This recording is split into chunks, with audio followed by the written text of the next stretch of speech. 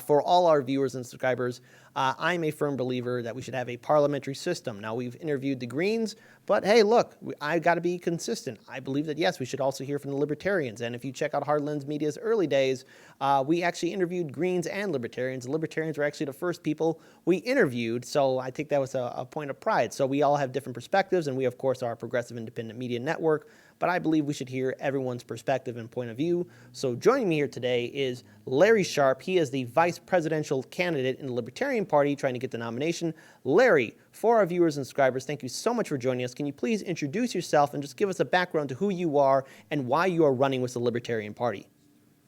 Yeah, thanks for having me on. I appreciate it. I am as you can tell, a very handsome man, and I think that's the most important thing. I'm kidding. No, I ran for governor of New York in 2018 as Libertarian, gaining ballot access for the Libertarian Party for the first time ever. And I'm now running for the VP slot for the Libertarian Party, trying to make a difference, trying to be able to support our presidential candidate so that we can make impact during this terrible COVID crisis. Hopefully there'll be an opportunity and people will be thinking differently. I hope people will want something different, and hopefully what they'll want is Libertarian Party. All right, so obviously I'm going to split this interview into two different parts. One talking about third parties, and then I'll get to your policies and what you're going to be fighting for. So I think to clarify, because a lot of our viewers may not be aware of this. Now, Heartlands Media in 2018, we covered the governor's race, but we also covered the Libertarian governor's race. In fact, we actually held one of the debates between the Libertarian candidates and the VP candidates as well, or the lieutenant governor candidate's position. So apparently, even the vice presidential candidates have to fight to get the nomination in the Libertarian Party. Why is that the case? That is correct. We do not play the game that Democrats, Republicans play, which is they go through a horrible primary season, destroying themselves, wasting a whole lot of money. And then whoever comes out on top after slandering everyone else, then decides to pick a VP that is now just put upon the rest of the party who isn't elected. We don't do that. What we do instead is we allow both the VP and the president to have their separate races down to convention. And then at the convention, everyone who is there, they then vote and decide president first and then vice president. Mm-hmm. All right, so I think it's also important to bring up, too, about what you've done for the Libertarian Party in the state of New York. Now, here in the state of Illinois, for the first time ever, and I've always said this on the show, that we've had very harsh draconian laws for independents to get on the ballot and to be on the debate stage. And in a joint effort, the Illinois Libertarians and Illinois Greens actually won in the Illinois Supreme Court in regards to making sure that they will have absolute ballot access, and there is some signs or some potential for them being on debate stages, but making sure that at least all their candidates respectively are secure. Now, the thing in New York is, what's the Libertarian Party in New York? What's that local party stance there to actually be recognized and also to be on the ballot? What's the current situation there? Well, the weird part in New York State is New York has one of the oddest ways to get on the ballot. In most states, it's a percentage of the vote, right? You get some percentage of the statewide vote. That's how it usually works. Not in New York State. In New York State, it was in the past. This has recently changed. But it was in the past, you had to get 50,000 votes only on the governor's line, only in a governor race. Mm-hmm. That's it. If you got, in other words, literally Gary Johnson in 2016 could have won our state and we still would not have gotten ballot access. You only got it in fact, we could have 2 libertarian senators. It wouldn't have mattered. You only got it if on the governor's race, you got 50,000 votes on the governor's line. And the reason why I say that New York State also is odd because we're a fusion state. Fusion meaning that you can actually be on multiple lines in New York State. You can be a libertarian and a Democrat, a libertarian and a Republican, a conservative and a green. You can be multiple parties. And sometimes you'll have candidates who have 4 or 5 lines within our state. So you have to make sure you're getting it on that line. So when I got that in 2018, right after that, the New York State said, well, no, we were just kidding. We don't like that at all. They then immediately changed the rules. And they then said, now you have to get either 130,000 votes or 2%, depending upon which one is higher. So if 8 million New Yorkers vote, which they probably will this year, we'll need 160,000 votes. So Wow. we need a lot of votes this year. It's going to be tough. So in regards to this, has there, I think just a quick follow-up, has there been any kind of joint effort with the Libertarian Party in New York State and other third parties that are there to at least fight the same way the Illinois Greens and Libertarians actually do that? I mean, what's the current situation for that? Yeah, they tried it twice. The first time they tried it was basically through just a committee fiat. A committee was put together by the governor, and the committee said, these are the new rules. And we fought that, and we won that. And then the governor said, oh, you won that. Okay, let's actually put this in law now and hide it during the COVID crisis so that no one will say anything. And it got passed went through our assembly during the COVID crisis when everyone was staring at CNN and watching body counts. Okay. All right. Now, in regards to this is something I'm going to ask every single third-party candidate, whether they're green, libertarian, or socialist, or whatever. There's only one real third party. It's the Libertarian Party, guys. Come on. It's only one. But no matter what, I'm going to be asking this, and that is, okay, there is a potential that you and whoever's going to be your running mate could, push forward into the general election.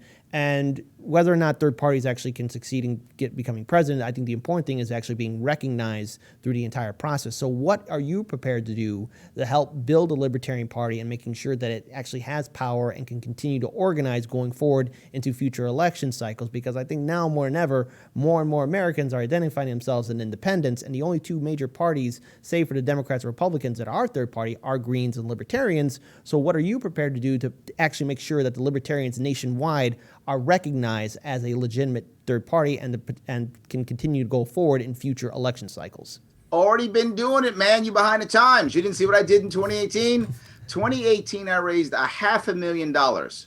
That is a lot of money for a third party race. That's a lot of money. Not just that it wasn't only from people within my party. It was across lines. Democrats, Republicans, Libertarians gave money to my campaign. And my campaign was a nationwide campaign. It was a campaign that over half of my team wasn't in New York State. And the bigger part is, after I was done, see, I understand how this actually has to work. And some savvy people do. And that is, you run a popular top of the ticket. You're looking at the popular guy right now. You run that guy top of the ticket. And then the next year, that guy goes out and helps the bottom of the ticket. Because the bottom of the ticket doesn't get much press, but it has the best chance for victory because the bottom of the ticket is connected to its own community, right? The person running for city council, the person running for, town council, that person has the best chance of actually having victory because they know their people, it's local. The guy or gal running for president and governor, they have the least chance of victory, but they get the most press. So when we take that press and then bring it down, now all of a sudden things change. 2018, when I ran, I took a year and a half off. I did not have a salary. I wasn't working. I covered New York State and went to all 62 counties more than once. That's what I did. When I was done and I lost, but I gained ballot access, the next year I crossed the state again, building out local affiliates and supporting local candidates. Right. We went from 0 libertarians in New York State to 103 in 1 year. We went from having less than 15 county affiliates to having over 30 in 1 year. Right. So I'm already doing it. That's what I'm doing. But I don't stop there. I also cross the country. I have been to 65 different state and local conventions across this country. I've raised money for 20 of them, sometimes multiple. I've raised money for other candidates, not only myself. So, yeah, everything you're saying, I'm already doing. I want more people to do what I'm doing. If you do what I'm doing for your party, you will see impact. Okay, so now this is another important question, and this is something that affects third parties in the long run because they've had a sad history in this country because it's always been a two-party system, and that is third parties usually get co-opted or absorbed into other or one of the other two major parties. So what are you prepared to do to make sure that the Libertarians remain independent from the two parties that are still in this game? And at the same time, too, we also have to bring up in 2010, during that midterm election cycle, there were a lot of Tea Party Republicans saying that they were libertarian and believe in libertarian values, but they didn't believe in LGBTQ rights or the legalization of cannabis or any other type of drugs, or some of them were very close to believing in the military-industrial complex. And these are things that Libertarian Party, there's a lot of members that we've spoken to, at least here in Illinois, that are pro-LGBTQ, that are pro-legalization. So what fail-safes are you prepared to put in to make sure that it doesn't get co-opted, probably by the GOP or maybe any other Democrats, so the Libertarians are recognized as a separate entity, because that's a problem for third parties. They get absorbed. Taking point of the phrase the Green New Deal, created by the Green Party, but now you have the Democrats taking that. Well, there's several things. I mean, if the other parties take all of our ideas and enact them, well, then I don't care if the Libertarian Party goes away, right? I mean, if the other parties take all of our ideas, awesome. I don't want to have a great Libertarian Party to have a great Libertarian Party. I want to have a great Libertarian Party to have a freer, better country. Mm-hmm. So if they all absorb our ideas and I can go home and go back to work, awesome. I'm not against that. I just want a better country. So that's the first thing. The second thing is we're nowhere near that. I can't wait till we're having a problem to where the Democrats or Republicans want to disband themselves and become libertarians. I can't wait till that day comes. Right now, we are nowhere near that. So let's move to a point where we're such a threat that they think they have to co-opt us. I can't wait till that happens. Okay. Next, lots of people say the libertarians all the time. And that's why we have the difference in the Libertarian Party of what they call big L and little L libertarians. Mm-hmm. Little L libertarians are people who just don't like what their party's doing right now and have decided they still want to kind of be them but not be them, so they call themselves libertarians. Big L libertarians are people who join the party like me, who stay in the party like me, who understand what the party platform is and adhere to at least 80% of it, if not more. That's what a big L libertarian is. How do I stop them from taking over? By being the guy who's out there raising money for these people, who's being the guy who's out there making things happen. And if someone comes in who's not libertarian, I'm going to ignore them. They're going to feel unhappy and they're going to go away. That's what happens every time. People come in thinking, we're going to be the new Libertarian Party. And what they really mean is, we're going to make this party either Democrat light or Republican light. They show up, they hang out for a couple of months, maybe a year or two. Right. And they realize this isn't Democrat light, this isn't Republican light. And then they leave. Hopefully, though, and usually, some of them stay, they actually become libertarians. But more importantly, a bunch of their followers stay. A bunch of their donors stay. A bunch of their activists stay. One of the ways the Libertarian Party grows is by drawing in those wannabes, drawing them in, and then they cycle out, but a lot of their people stay. So I'm not against any of that. I think it's going just fine. These are growing pains the party has to go through. You have to be able, if your party's built on any type of principle, then when the assaults come, you'll take them, you'll absorb them, and then you'll repel them. It's kind of how it works. All right, so basically, so in a nutshell, you are more on board on having the ideas become more stronger than the party itself, and in turn, maybe more people be interested in libertarian policies then? Absolutely. You know, there was I was on a Joe Rogan program, a year and a half ago, and when I was on the program, at the end of it, he says, Larry, you've got a lot of good ideas. Whose ideas are those? I said, well, it's me and my policy team who put them together. He says, you better lock those ideas down. I said, why? He goes, people will take them. I said, take them. I don't have to go to work then. I can take them. I want a better country is what I want. In fact, if you go to open plug, LarrySharpe.com, you will still see my policy libraries right there. Anybody listening of any party, third party or otherwise, if you want to steal any of my policies, please go do so. If you want to see how you can actually get what all the Bernie bros and all the Bernie supporters wanted without socialism, go to my podcast, The Sharpe Way, as you can see right here. Go to The Sharpe Way, and I have 3 separate shows that says, don't feel the burn. Maybe it's not sharp enough. Parts 1, 2, and 3. It goes right down Bernie's views, how you can get what you want as a Bernie supporter without socialism. I'm in. Take them all. All right. So I think we answered enough about how you're prepared to build organization and power for the Libertarian Party. I think it's important now we address some of your policy platforms and what you're and what you think on other hot button issues that are a lot of Americans are in support of. So first, I want to bring this candidate up. Actually, these 2 candidates. They were talking about UBI. I'm talking about Andrew Yang and Representative Tulsi Gabbard, who were both running in the Democratic primary, but as soon as Andrew Yang dropped out of the race too, Tulsi Gabbard also embraced the whole idea of UBI. Where do you stand on that issue right now in regards to universal basic income? Is that something that you want to follow through on? And if so, how do we help implement that and making sure that it's in the hands of the American people still? Yeah, there's a lot of issues on UBI. First of all, I want to say that both Yang and Gabbard were the best the Democrats had, and they got rid of the best that they had. Too bad. I wish I wish more Democrats were like Tulsi Gabbard, but what are you going to do? I take what I can get.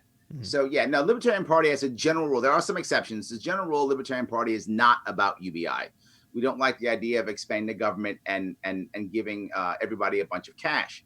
However, there are some people who think UBI works, and the concept behind it is you'd have to make it to where you would remove all other forms of social welfare, all other forms of public assistance, and neither Tulsi Gabbard nor Andrew wanted to remove all the rest. Right? If you just want to add this on, it's rife. It's ready for people to take advantage of it. Ready for people to take.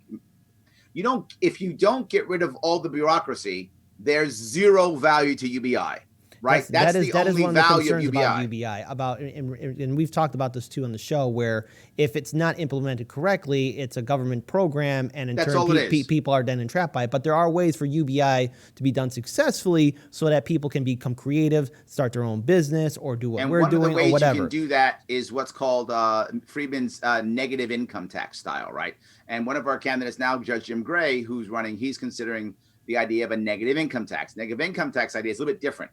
That's in that you only get your stipend, right? People call it UBI, but it's not. It's actually more of, takes it from a crutch to a ladder, what you're talking about, right? You take you get a certain amount of money. If you make under $30,000, you get a monthly stipend, right? And for every dollar you make over one, you lose 50 cents of your stipend. So you are always given the incentive to keep making more money. That's how you can build your way out of any type of issue, like you're a returning veteran, you've lost your job to a robot, you're in a gig economy, you're divorced, you're struggling for any reason, homelessness, whatever the case may be. That style allows you to work your way out of it without losing benefits. But if you do the negative income tax, if you do that route, that also removes all other forms of public assistance. That becomes the public assistance. So the bureaucracy is gone. There's all these other bureaucratic institutions go away.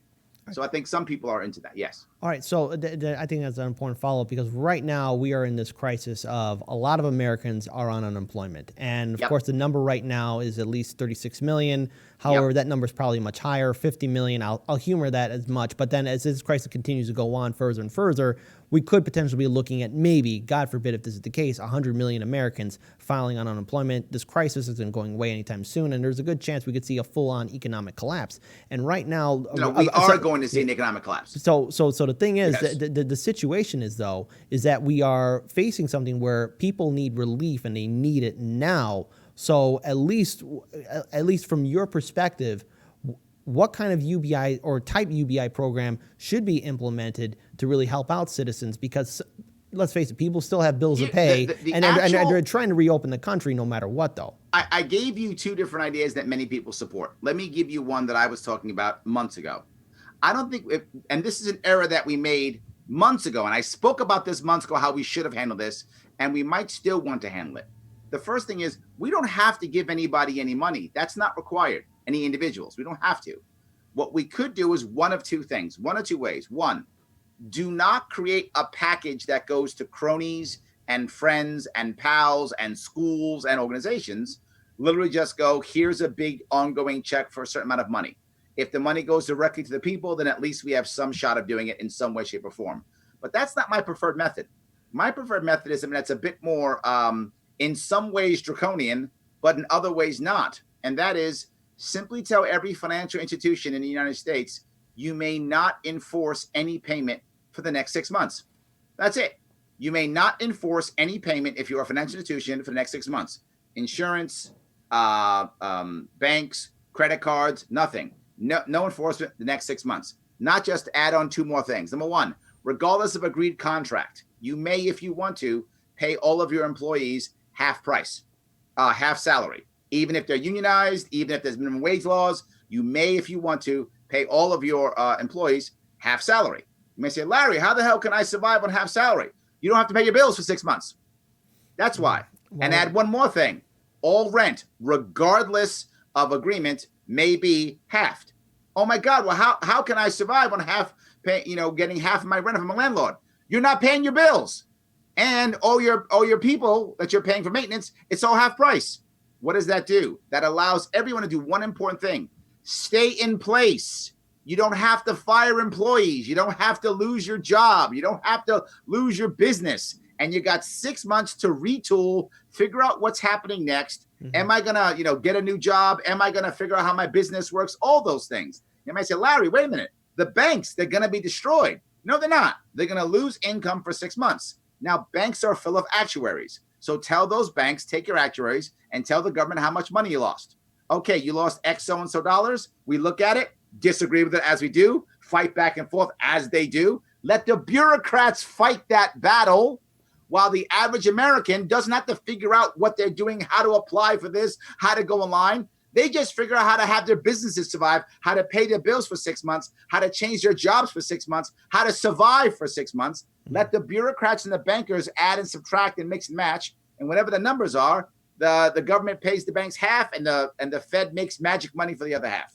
All right, done deal. So you might say to yourself, but Larry, you're a libertarian saying I want to make magic money. We're going to bail out the banks no matter what. That's what we always do. So instead of pretending like we're not going to bail banks out, let's just let the American people stay in place, retool, fix themselves, and we'll bail the banks out and try to pay this crap back in the next couple of years. There is, though, some pushback, because the thing is, people are right now really struggling, and the whole idea of losing half their salary, it's not going to really sell a lot of people. And plus, on top of that too, we live in a system where money is speech and corporations are people, and Wall Street, big banks and major corporations basically have bought both the DNC and the RNC. We live in an oligarchy. The mask is all off. So the thing is, you asked what I thought. I didn't say it was going to happen. Of course. You're totally right. But the thing is, how do you really deal with those institutions that have a lot of power, and they're, so let's put in a hypothetical scenario where the libertarians are able to win the office of presidency. I mean, it's an astronomical scenario, but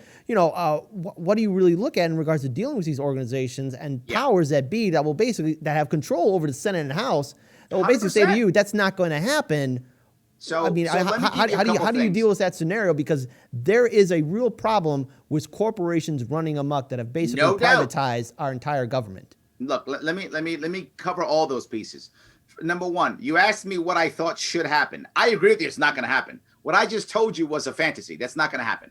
But you asked what I would like, so I gave you what I would like. But of course, it's not going to happen. What's going to happen is they're going to do terrible bailouts that are going to help out their cronies. They're not going to support the American people except by giving them things, small handouts to make sure things continue to collapse. We're not going to be able to rebuild our businesses. We're not going to be able to rebuild our cities. It's going to be a disaster. You are correct. I was just telling you what I would have liked to have happened. Right. Now, let's assume that the Libertarian Party has an actual chance of victory. We do. It is a small one. I completely agree. The hope is, though, because we don't know how this virus, who it's going to be pinned on, who they're going to blame, how the American people will react. I think if there is a chance for a third party to win, the lightning strike that it would take, the lottery victory that it would take this year probably has one of our better chances, just because things are shaken up so much. Mm-hmm. So I do think there's a possibility. The goal would be obviously to probably win enough states to where we could not, so we could stop the other two from getting 270 electoral votes, throw it into the Congress, and hope they would pick a third party, right? So as a compromise candidate, that would be probably our only realistic chance of actual victory. And hey, you never know. Somebody wins the lottery. Let's hope it's us this time, right? It could happen. Okay. So if it does happen and we get there, the first thing we have to demand is not for immediate change. The first thing we have to demand is transparency. Because what you think right now is what you're saying, the average American doesn't agree with you. The average American thinks that their party is the answer, right? The reason why things aren't working right is because my guy isn't in charge, or because my people aren't doing their thing. Once we are more transparent with our government, they'll start realizing, oh, wait a minute. No, my guy sucks too, right? If you look at it, people can't stand Congress. Congress often has a 10, 12, 14% approval rating. It's probably dropping down lower. Yes, exactly. But 96% of congressmen get reelected because they hate Congress, but they love their guy. All right. So we have to show them that their guy is just as bad as all the rest. So the first thing we do is get transparency, because you're right. There's no way any third party is going to be able to stop and destroy this duopoly if that third party doesn't have the people behind it. So the first goal is transparency to get the people behind it, right? If you do that, now you rock and roll. The first thing I was talking about when I was running for governor, and I said if I'd actually won the governorship, I would actually run my government out of a bus, so that I could travel the state and run the government out of the bus and keep meeting the people. Because if I had actually won the election, I would have a hostile assembly. How could I move the assembly forward? Only with the power of the people to threaten them to do as I want because the people agree. Otherwise, I would have been an ineffective governor. I think the same thing happens here if we happen to win presidency. We have to have transparency, get the people behind us. Otherwise, you're right, we're going to struggle, and who knows if we can be effective. All right. There's a couple of a few other questions I do want to ask you, but we are kind of running short on time. But I think come on, I can talk forever, man. Come on. But in regards to this, there is the issue of debt forgiveness, and it's something a lot of Americans are calling for because there's student debt, there's medical debt, and we've reported even on the show before how you got this one couple that's going to jail because they couldn't pay their medical bills, even though healthcare in this country is unreasonable right now at this point. So what do you really stand on regards for debt forgiveness, and also addressing with the fact that a lot of Americans right now are at risk of losing everything because of just how crazy our entire privatized system is? Well, you heard my plan from earlier, right? Debt forgiveness for X number of months. Right, that's what I want. I want to give people a chance to catch up and figure things out. Do I just want to say your debt's forgiven? It's not really fair to the people who busted their rump that paid all their debts, right? But do I want to give everybody some relief? Of course. So let me deal with two separate issues. The most common one is things like government-sponsored debt, like the biggest example of that would be student debt, and the other one would be consumer debt. Let me jump on the consumer debt side.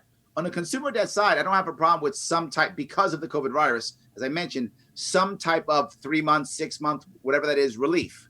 What does that mean? That doesn't mean you don't owe. It means no extra interest. It's as if there is, you are basically suspended for 3 to 6 months, whatever time period, to give the people a chance to get back on their feet. That means interest is suspended. Everything is suspended for 6 months. For those of you or those people who have state-sponsored debt, like student debt, you shouldn't just pay off all the student debt. You should do two things. One, allow students to renegotiate debt, and the government should probably take about half of the debt away. The government should take up about half of that debt and just get rid of it, because half of that debt is because the government backed it. The kids wouldn't have gotten it. So you get rid of about half of that debt, and then allow the people who owe it to renegotiate it. And if they're in a bad spot, allow them to discharge it if they go bankrupt. So if you allow the debt to be discharged if bankruptcy is right for that person, or if you can stop them from going bankrupt by taking up half of their debt and then allowing them to renegotiate the rest, well, then you can save that situation, still being fair to the people who paid taxes to pay off their debt, or the people who actually worked hard through college to pay their own debt off. That is an interesting scenario. Now, I myself, being a veteran, I managed to use the GI Bill and the Illinois Veterans Grant to help me out. I understand. But I do understand. But there is a point of, there are people right now that really do need that kind of debt forgiveness, and I think it's an ongoing issue to where debt forgiveness is probably going to have to be key for this economy going forward.